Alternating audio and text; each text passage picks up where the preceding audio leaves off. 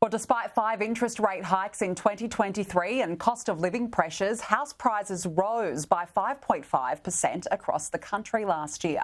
PropTrack's latest home price index reveals house prices in all cities are expected to climb in 2024.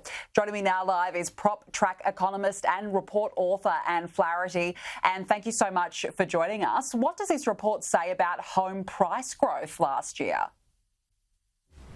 Well, home prices certainly exceeded our expectations for where we thought they'd be 12 months ago. We would have thought that after so many interest rate rises in 2022 and then an additional 5 rate rises in 2023, that home prices probably would have fallen, but they have been very resilient.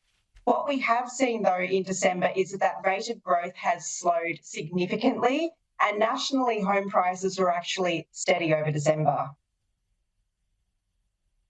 Well, take us through the capital cities. How did they fare, and which state, which capital in particular, saw the most growth? Look, it's definitely a mixed bag. We see some very different trends depending on where in the country we look. So Perth was the best performing capital city over December and also over the past 12 months, with prices there up nearly 15%. Adelaide and Brisbane aren't too far behind, also seeing growth in the double digits over 2023. On the other end of the spectrum, there are cities like Hobart and Darwin and Canberra where we've actually seen prices fall over the past year. And Melbourne's an interesting one. Prices there very subdued, less than 1% growth over 2023. What does this mean, I guess, for first home buyers in particular who are hoping so desperately to break into the market? How competitive is it out there? Look, it has never been tougher to be a first home buyer.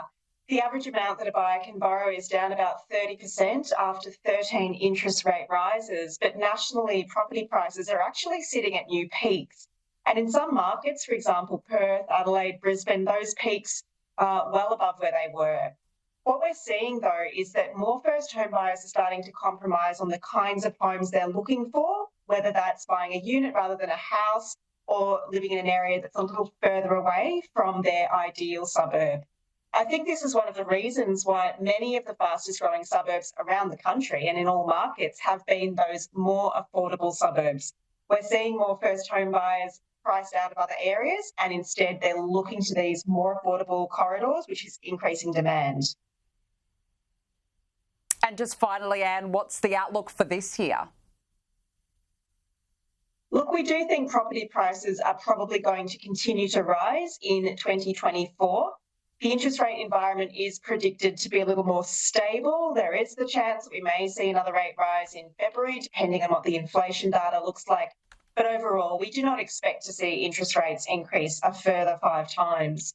The other thing to keep in mind is that the population is continuing to grow very rapidly, and at the same time, the speed at which new houses are being developed has slowed. So that's going to mean that demand for homes remains very strong, both from the perspective of buying and also from renting, and that's going to support prices and rents in this year. Okay, well, we'll be watching that one very closely. Anne Flaherty, nice to speak with you. Thanks for joining us. Thank you for having me.